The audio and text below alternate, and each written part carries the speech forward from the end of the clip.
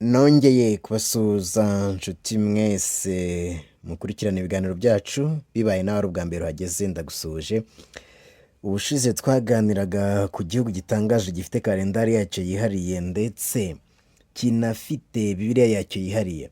Uyu munsi rero tugiye gukomeza tureba ku bijyanye n'iyo Bibiliya ya Ethiopia ndetse n'itandukaniro ryayo n'izindi. Turebe nihe itandukaniye n'izindi. Bibiliya rero muri rusange ni igitabo cyera kandi cy'ingenzi ku madini menshi, cyane cyane ku bayoboke ba Gikristo. Nyamara nubwo benshi bayita ijambo ry'Imana, Bibiliya si imwe ku isi yose. Ishobora gutandukana hashingiwe ku mahame y'itorero, amateka y'igihugu, indimi n'amahitamo ya teolojiya.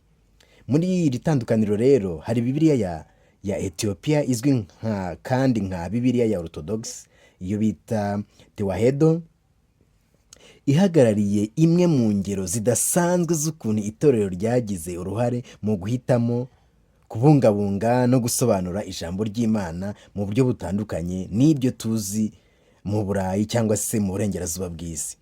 Iyo Bibiliya ya Ethiopia irenze mu bwinshi ndetse no mu buremere, ifite ibitabo byinshi bigera kuri 81, mu gihe Bibiliya y'Abanyagatolika ifite ibitabo 73, naho y'Abaprotestanti igahagarara ku bitabo 66. Ibi bituma rero dutekereza ku bibazo bikomeye. Ni iyihe Bibiliya ari yo ya nyakuri? Ese itandukaniro rishingira ku mpamvu za teolojiya cyangwa n'amateka? Kuki Ethiopia ifite Bibiliya itandukanye n'izindi?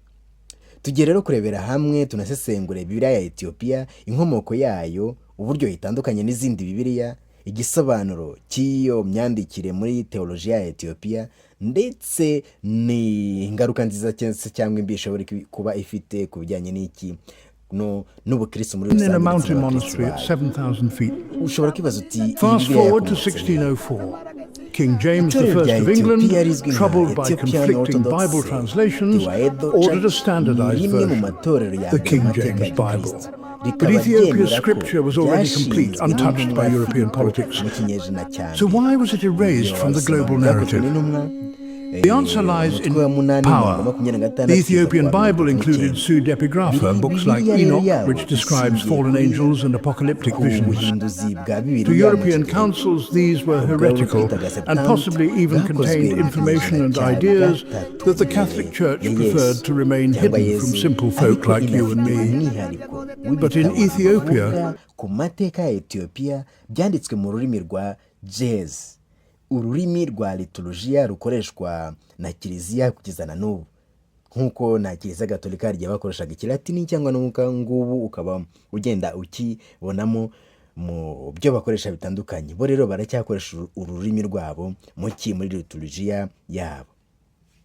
Iyi Bibiliya rero ya Ethiopia igizwe n'ibitabo 81 nk'uko twabivuze. Isezerano ryayo rya kera ririmo ibitabo 46. Harimo ibitabo bitari muri Bibiliya y'Abagatolika ndetse n'iy'Abaprotestanti. Isezerano rishya rigizwe n'ibitabo 35. Harimo ibitabo nk'icya mbere cya Henoki wa mbere, ikindi cya Yubile cya Jubilees, ndetse n'icya mbere n'icya kabiri ry'Abamakabe, bitandukanye n'ibitabo by'Abamakabe tubona muri Bibiliya y'Abanyagatolika. Hakazaho n'ibindi bitabo bishobora kwiyongeraho bitewe n'uko abantu bagenda bayihindura. Reka noneho turebe aho itandukanye n'izindi Bibiliya. Iyi Bibiliya ya Ethiopia uyigereranyije n'iy'Abanyagatolika ndetse usanga iyi Bibiliya y'Abagatolika bemera ibitabo bindi bita byemewe ariko hatarimo nk'icya Enoki cyangwa icya Jubilee bemera. Bibiliya y'Abanya-Ethiopia ishingiye cyane ku myandikire ya mbere ya Kigereki, mu gihe iy'Abagatolika yateye imbere cyane mu Kilatini, habayeho guhindura iyi version ya Vulgate.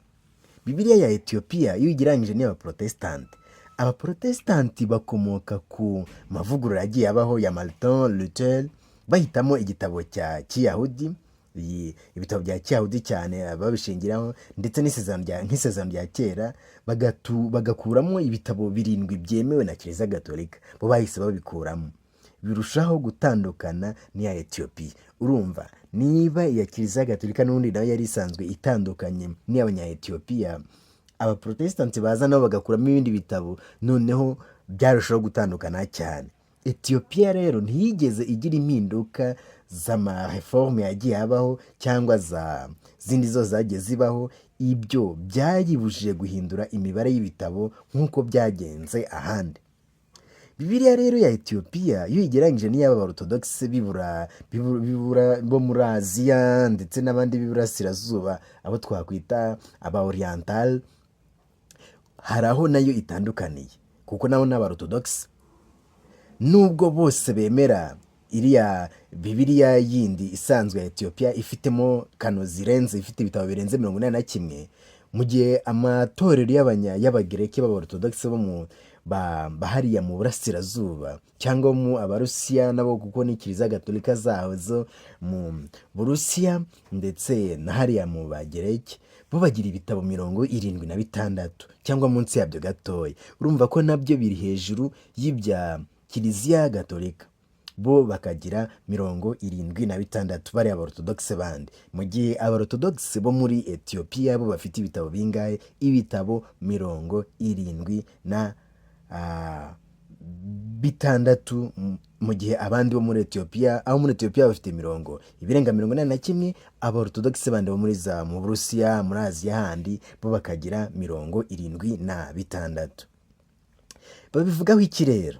Impamvu y'ukwemera ndetse no kugira ibitabo byinshi muri Etiyopiya, Aborthodox baho ba Tewahedo, ibitabo nka Henoki cyangwa cya Yubile ni ingenzi cyane, kuko byongera ubusobanuro ku isano ry'Imana n'abantu mbere ya Mose n'igihe cy'imanza, bigasobanura uko imanza zizagenda, kandi bikanagaragaza uko Imana yagiye imenyekanishwa mu mateka ya bene muntu mbere ya Gikristo.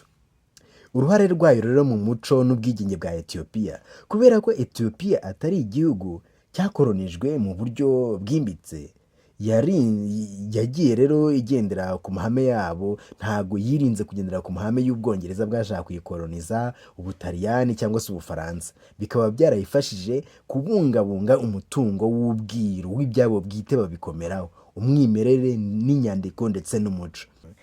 Reka noneho turebe ku ngingo zihuje n'amategeko, umuco n'ubuzima bw'abayoboke bayo. Etiyopiya ibona ko Bibiliya atari igitabo cy'amateka gusa, ahubwo ari urufunguzo rw'umurage wa Gikristo nyafurika.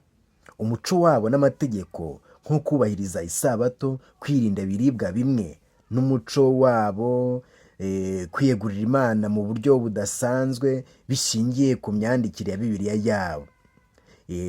Hanyuma bakagira n'igitabo nk'icya Henoki gikoreshwa cyane mu nyigisho z'iherezo ry'isi, abamarayika, imbaraga z'ijuru n'isi. Bikwereka yuko ni gute bizaba bimeze mu bihe bizaza, ni gute hazabaho isi izarangira se, cyangwa iherezo y'isi ry'isi rizaba rimeze gute. Rero muri rusange Bibiliya ya Etiyopiya igaragaza ukuntu ukwemera, umuco, amateka n'ubwigenge bw'itorero bishobora kugira uruhare runini mu guhitamo no gusobanura ijambo ry'Imana.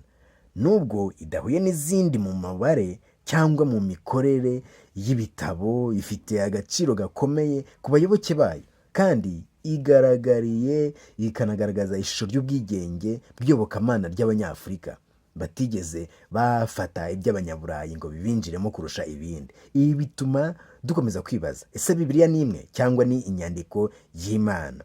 Ese isubirwamo ku bantu binyuze mu muco n'igihe? Ugasanga Bibiliya ni ijambo ry'Imana, irimo ijambo ry'Imana yahumetswe n'Imana, cyangwa se ni inyandiko z'abantu? Nawe ushobora kuba ufite komanteri waduha, wayishyiramo, ndetse niba ufite n'ikindi kibazo cyangwa igitekerezo nacyo ukakiduha, tukarushaho kubiganira. Niba hari n'ikindi wifuza ko twaganira, wagishyira muri comment. Wakoze rero gukurikirana iki kiganiro, naho utaha tunarebera hamwe ngo kalendari yabo imeze gute ubundi yaba Abanya Etiyopiya. Murakoze cyane.